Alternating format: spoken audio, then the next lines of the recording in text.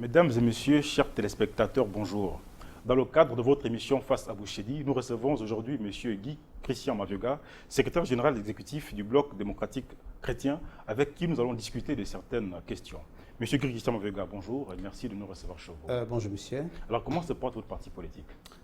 Mon parti politique se porte comme tous les partis politiques du Gabon, c'est-à-dire un parti politique qui est au Gabon, qui vit l'actualité gabonaise et qui participe tant bien que mal donc à la vie politique. Et je pense naturellement que le BDC se porte très bien. Alors, vous êtes porte-parole des partis de la majorité républicaine pour l'émergence. Est-ce que vous comptez parmi les responsables de la gestion du premier mandat de M. Ali Bongo? Je pense que cette question ne mérite pas d'être posée dans la mesure où je pense tout simplement que tous ceux qui sont dans la majorité républicaine et sociale pour l'émergence sont comptables de la gestion de la politique du chef de l'État.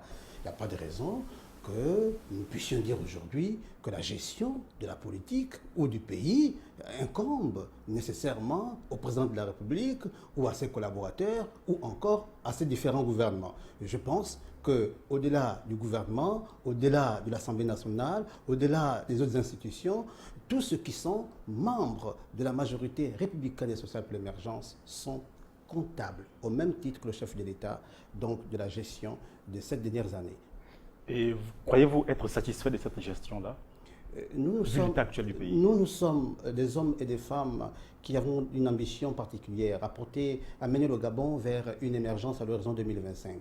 Nous voyons que nous avançons à pas de tortue. Comment pouvons-nous être satisfaits? Nous avons fait beaucoup de choses et nous sommes conscients que beaucoup reste encore à faire. Donc je ne peux pas vous dire que nous sommes satisfaits. Nous serons satisfaits au moment où le rêve des Gabonais, ou le rêve que nous avons pour le Gabon, ces rêves-là vont pouvoir se réaliser. On ne peut pas donc se permettre de dire aujourd'hui que nous sommes satisfaits. Non, loin de là. Mais nous disons, nous devons nous mobiliser. Gabonais de la gauche, Gabonais de la droite, Gabonais du centre, petits et grands, hommes et femmes. Nous devons nous mobiliser autour des grands rêves que le président de la République nous propose pour amener le Gabon vers le large du bonheur. Voilà pourquoi nous estimons que nous devons encore redoubler d'efforts pour aller un peu plus vite, pour que le train de l'émergence aille un peu plus vite. Alors, vous êtes un acteur politique et en tant que tel, vous aspirez forcément un jour à gérer le pouvoir. Est-ce que vous êtes... Je le gère déjà le pouvoir.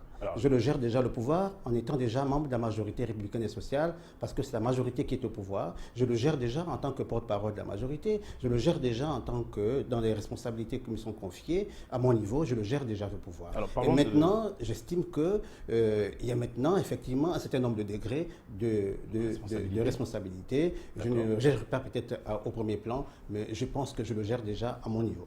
Je voudrais parler de la longévité des chefs d'État africains au pouvoir. Est-ce que vous êtes pour ou contre la non-limitation des mandats présidentiels au Gabon? La limitation des mandats, pour moi, c'est une bonne chose. Cependant, le pouvoir est une affaire que Dieu donne.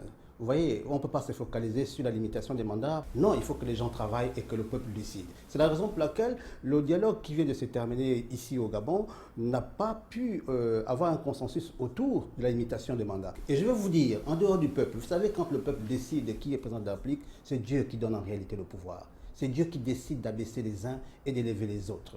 Alors, et Dieu, quand il donne le pouvoir, il ne passe pas par des voies que vous et moi, nous pouvons décider, parce que la sagesse universelle et infinie nous enseigne que les pensées de Dieu ne sont pas les pensées des hommes. Les voies de Dieu ne sont pas les voies des hommes. Dieu, lui, il écrit droit. Malgré les lignes courbes, il ne mène pas des chemins sinueux. C'est la raison pour laquelle, en fait, sur la question du pouvoir, il faut retenir des petites notions. Le pouvoir est une question de destin, de destinée et de Dieu. Monsieur Christian Mavioga, vu que vous avez pris part récemment au dialogue de M. Ali Bongo Ondimba, êtes-vous satisfait ou non des résultats qui sont sortis de là? Si vous me suivez, j'ai dit que nous, au niveau de la majorité républicaine et sociale, nous ne sommes pas là pour dire que nous sommes satisfaits sur telle ou telle Monsieur, chose. vous avez évoqué tout à l'heure la question du consensus. Nous pensons que malgré le consensus, le dialogue, les actes, le protocole d'accord est une œuvre humaine. C'est aujourd'hui, nous avons un consensus. Ce consensus, il faut l'appliquer. Et demain, après-demain, on verra. Mais qu'est-ce qui fait en sorte que vous n'avez pas un consensus sur la non-limitation des mandats? Pourquoi vous focalisez-vous sur la limitation des mandats? Vous avez parlé de consensus ou pas? Là, vous parlez oui, ensuite de dialogue. Mais le consensus oui. a fait en sorte que le mandat soit de 7 ans, renouvelable N fois. Le consensus a fait en sorte que les élections soient désormais à 2 tours dans notre pays. Pourquoi voulez-vous vous focaliser sur la limitation du mandat. Ce n'est pas une opinion personnelle, Voilà, monsieur. c'est le consensus qu'il a décidé. Et j'estime que le dialogue est en dessus du chef de l'État. Le chef de l'État peut rebondir dans 2, 3, 4, 5 ans ou à temps opportun. Vous savez, nous ne sommes pas figés. Les doctrines figées ne font plus école. Il est question d'avancer. Et pour l'instant, il y a un protocole d'accord, il y a eu un dialogue qui s'est organisé dans des conditions les meilleures.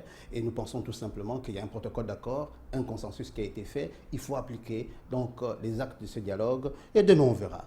Alors, puisque c'est un dialogue dont les conclusions concernent la majorité des Gabonais, est-ce qu'on ne pensait pas que ces conclusions devaient être soumises aux Gabonais autour d'un référendum? C'était une voie, mais le consensus n'a pas adopté cette voie-là. Vous, en tant que Gabonais, père de famille et de surcroît chrétien, quelle vision avez-vous objectivement du Gabon actuel? Le Gabon actuel, Oui. je vais vous parler avec le cœur et de manière sincère, a un véritable problème. Le problème du Gabon actuel, c'est un problème spirituel. C'est un problème d'identité spirituelle, d'identité nationale. Les Gabonais se sont éloignés de certaines valeurs, des valeurs du respect, respect de l'autorité, le respect du bien commun, le respect de la vie, de la dignité. Les Gabonais se sont éloignés de l'amour, parce que quand il y a l'amour, l'amour appelle à la tolérance. Et quand il y a la tolérance appelle à la paix et du mieux vivre ensemble. Donc, le problème du Gabon est un problème spirituel, est un problème d'identité, des valeurs de notre nation. Et nous pensons, et je pense aussi, au sein du parti, que c'est là le chemin de la solution de tous les problèmes. Et ces problèmes, si on arrive à trouver vraiment le chemin de la révalorisation de l'identité culturelle de notre pays, de la révalorisation de l'identité spirituelle de notre pays, nous pouvons trouver des solutions politiques, nous pouvons trouver des solutions économiques, nous pouvons trouver des solutions sociales. Le problème du Gabon est d'abord spirituel et pas économique ni politique. Alors, depuis 1990, toutes les élections présidentielles au Gabon sont entachées de contestations. Et naturellement, malgré la présence de certaines personnes ou certains organismes d'observation, pensez-vous qu'un jour, l'alternance au Gabon se fera par les urnes? Est-ce que vous avez déjà eu une élection au Gabon depuis la nuit des temps sans qu'il y ait des contestations? Je ne connais pas une élection où il n'y a pas eu des contestations. Mais vous parlez d'alternance? Mais écoutez, moi, sous mes yeux, j'ai vécu une alternance entre Omar Bongo Ondimba et Ali. Donc je pense déjà que j'ai eu la chance d'avoir deux chefs de l'État. On se rend compte finalement qu'en observant depuis août dernier notre pays, il est complètement en ébullition. Deux camps s'échauffent, le camp de la majorité et celui de l'opposition.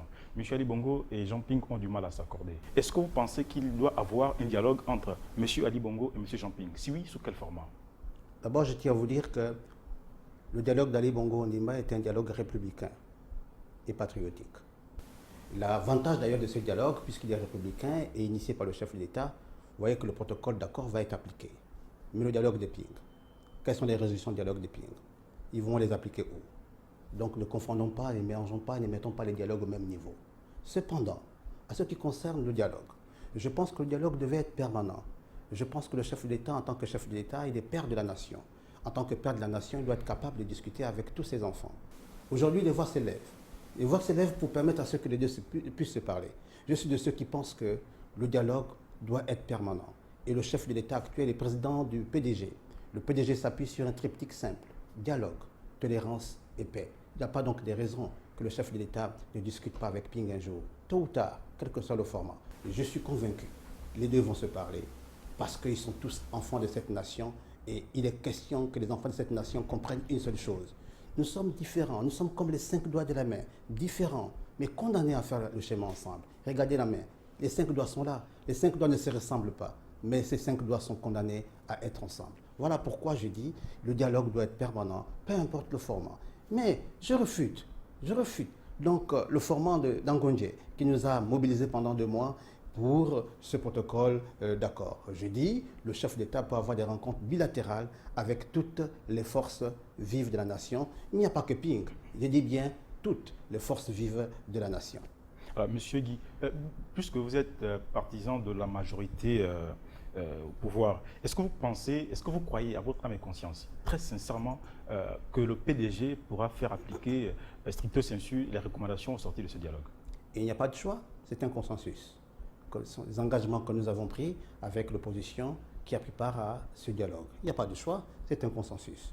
Donc, je n'ai pas de doute sur cette question. C'est un consensus qui a été acté et je pense que le plus rapidement possible, les Gabonais vont commencer à vivre les actes de ce dialogue. Et que répondez-vous alors aux Gabonais qui pensent ou qui pensaient ou qui disent, vu que ça continue toujours, que des personnes ou les partis politiques qui ont pris part à ce dialogue n'y sont allés finalement que pour viser des postes? Est-ce qu'on peut empêcher un Gabonais de ne plus respirer ou de ne plus penser? Laisser les gens penser ce qu'ils pensent. Moi, j'aime toujours reprendre Omar Bongo, le chien aboie, la caravane passe.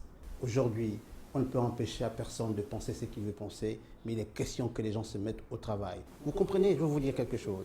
Les gens qui font le désordre à gauche, à droite, les gens qui se comportent mal un peu partout, c'est parce qu'ils ne s'aiment pas d'abord eux-mêmes.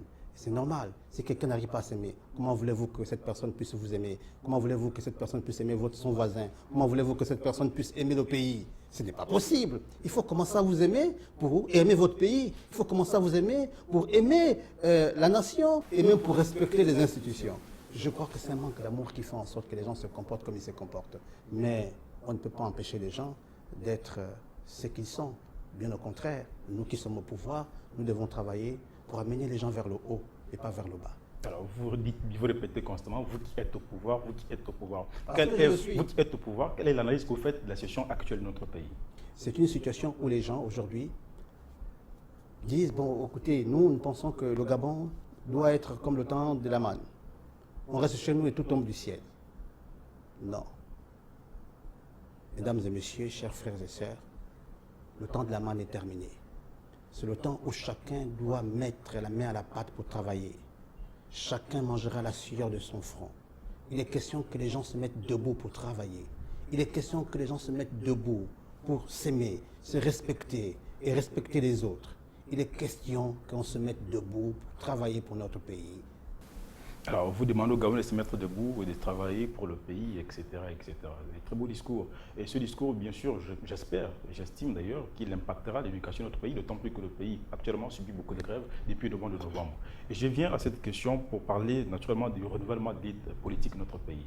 Dans un pays où naturellement la crise de l'éducation perdure, l'école a du mal à démarrer, l'université est constamment en grève, les écoles primaires suivent le pas. Comment croyez-vous qu'il y aurait une sorte de relève en élite politique?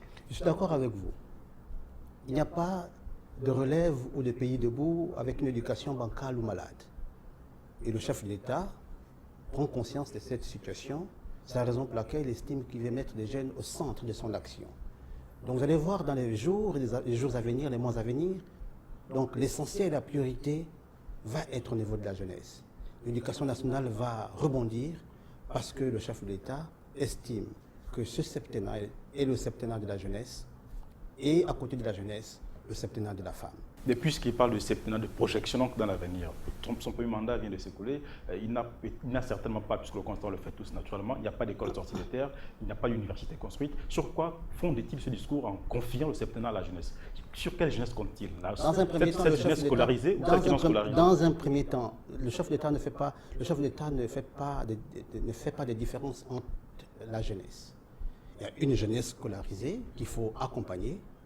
Il y a une jeunesse non scolarisée qu'il faut tout de même accompagner.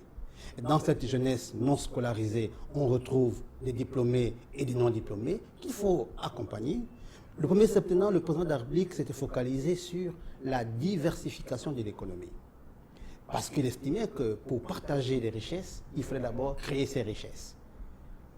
Quand il parlait de prospérité partagée, il fallait d'abord créer donc ces richesses pour que les richesses étant déjà là, ils puissent tout simplement redistribuer ces richesses à tous les Gabonais. Oui, hier c'était hier, aujourd'hui c'est aujourd'hui. Je vous dis, le chef de l'État est résolument déterminé à donner beaucoup plus de valeur aux jeunes. Et vous voyez que les jeunes sont de plus en plus impliqués. Et comme on ne peut pas faire le bonheur des uns sans eux-mêmes, alors on fera appel aux jeunes dans toutes les décisions et dans toutes les démarches qui seront donc arrêtées pour le bonheur de tous les Gabonais et de tous les jeunes. On suppose naturellement qu'avant de distribuer les richesses sont acquises, vous l'avez dit tout à l'heure, et que naturellement le pays serait en équilibre pour bien sûr que chacun puisse bénéficier de cette richesse-là. Ouais. Et vu la situation, donc la condition que traverse le pays sur le plan politique, social, économique, etc., quel est selon vous l'avenir du Gabon et du monde? L'avenir du Gabon est entre les mains de chaque Gabonais. est entre les mains de Dieu. L'avenir du Gabon devait être dans la volonté de chacun d'entre nous de se mettre debout et pour travailler. C'est la raison pour laquelle j'estime que chaque Gabonais devait comprendre qu'il n'y a pas un Gabonais de la gauche ou un Gabonais de la droite, un Gabonais d'Ali, un Gabonais de X ou Y. Il y a seulement des Gabonais ensemble, dans leurs différences, qui doivent se mobiliser pour que chacun amène sa modeste contribution pour faire avancer le pays dans le domaine de ses compétences. Que l'élève aille à l'école pour étudier, pour prendre la relève demain. Que l'enseignant aille à l'école pour enseigner, pour transmettre la connaissance aux enseignés. Que le pilote convenablement le train de l'émergence, j'appelle le pilote le président de la République, et que les copilotes soient de bonne facture et bien choisis. Je pense tout simplement que l'avenir du Gabon se retrouve à 50% entre les mains de chaque Gabonais et à 50% entre les mains de celui qui a bien voulu nous faire grâce d'être debout et d'être Gabonais. Monsieur Guy Mavyoga, merci de nous avoir reçus chez vous. Mesdames et messieurs, chers téléspectateurs, c'était Face à Bouchedi. Nous recevions monsieur Guy Mavyoga, secrétaire général exécutif du Bloc démocratique chrétien, avec qui nous avons échangé sur des questions de l'heure. Merci de nous avoir reçus chez vous et à très bientôt.